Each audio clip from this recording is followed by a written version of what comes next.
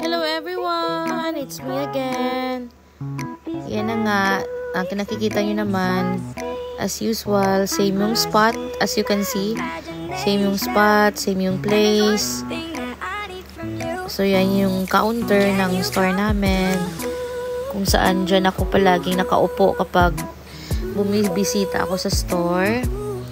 Sometimes,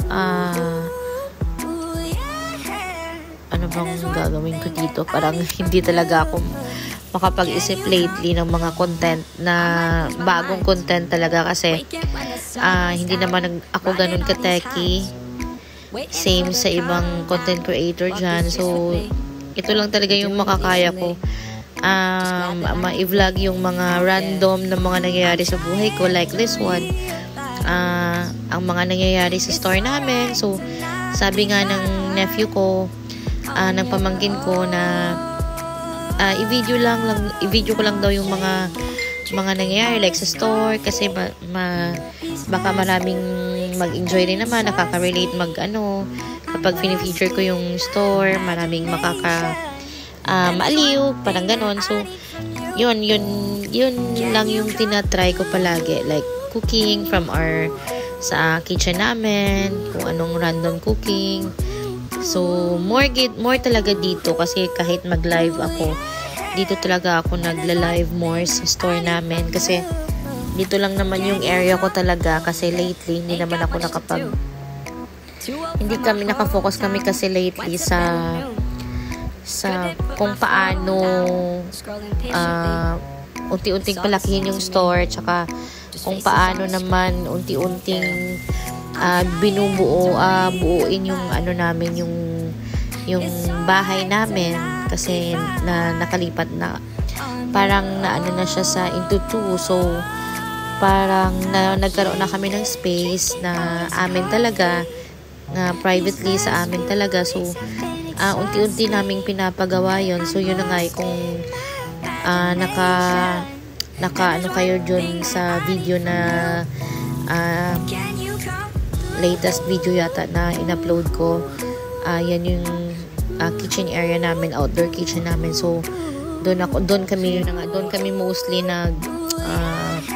tumatambay, no? Doon yung tambay banding namin area. So yun yung isa sa mga project namin dito sa house namin. So nagplano kami talaga ni husband na wala munang travel, wala munang ganap late this year kasi focus muna sa tindahan at saka sa bahay, no? Pagpapagawa ng bahay.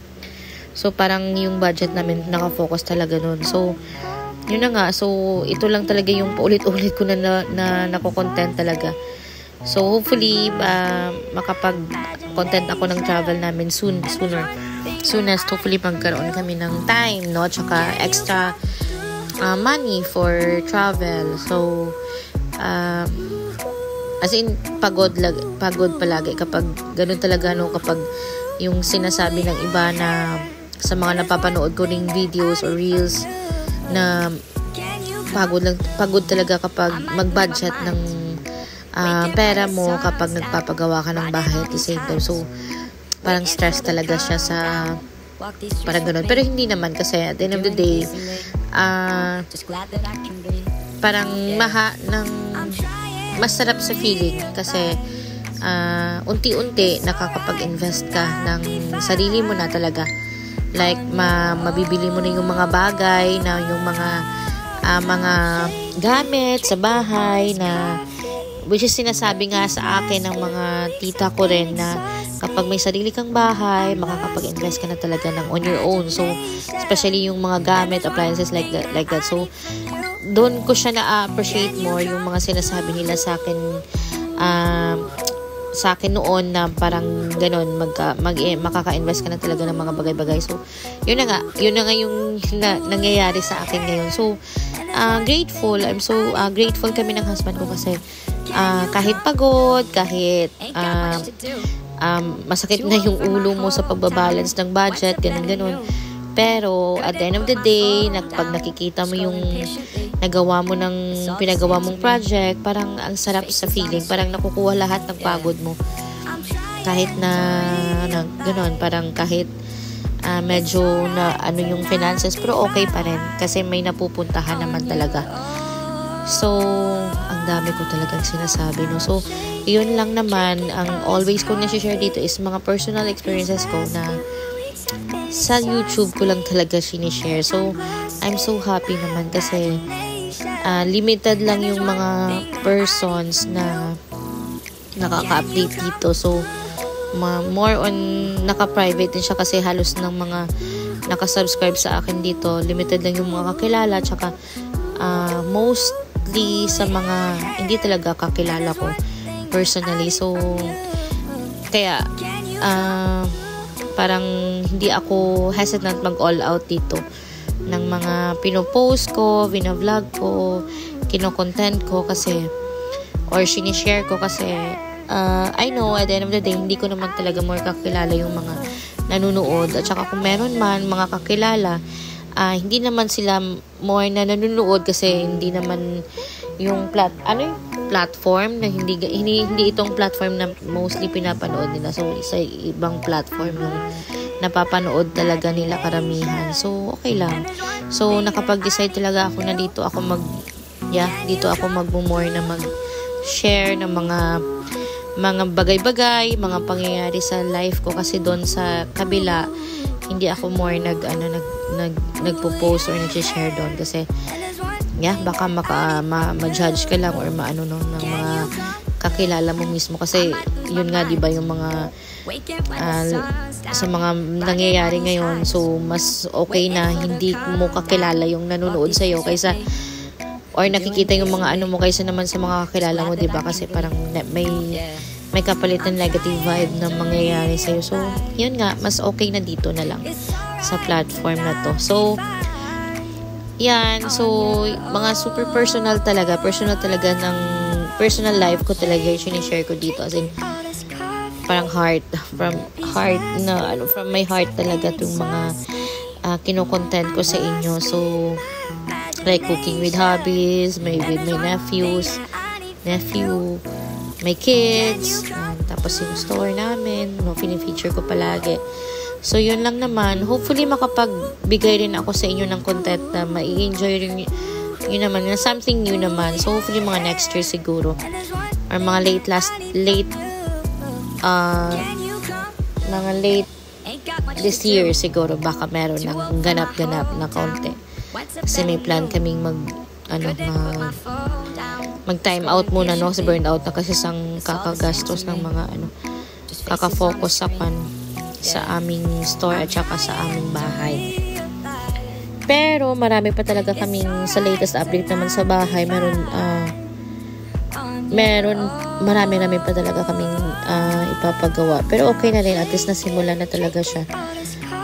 Kahit papano may napuntahan na nyo rin yung pera namin, kasi naman mapunta lang siya sa mga hindi naman so at the end of the day maano ka na lang talaga kung mo ba talaga siya, parang ganon.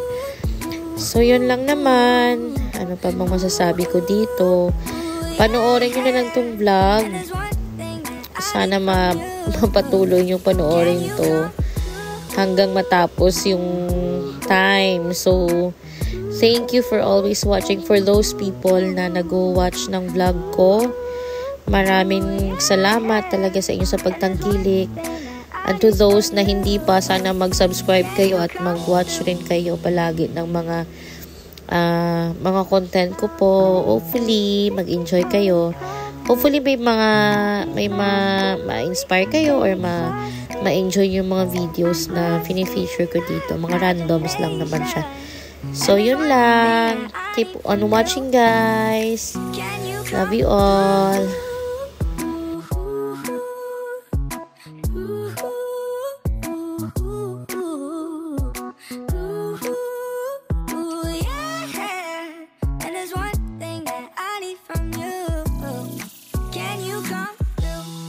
I might lose my mind, waking when the sun's down, riding all these highs, waiting for the calm down. Walk these streets with me, I'm doing decently. just glad that I can breathe. Yeah, I'm trying to realize it's alright to not be fine on your own. Now I'm shaking, drinking all this coffee. These last few weeks have been exhausting. I'm lost in my imagination, and there's one thing that I need from you. Can you come through?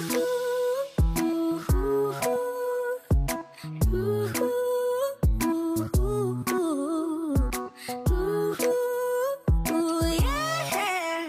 And there's one thing that I need from you. Can you come through? Ain't got much to do. Too old for my hometown. Went to bed at noon. Couldn't put my phone down. Scrolling patiently. It's all the same to me. Just faces on a screen. Yeah.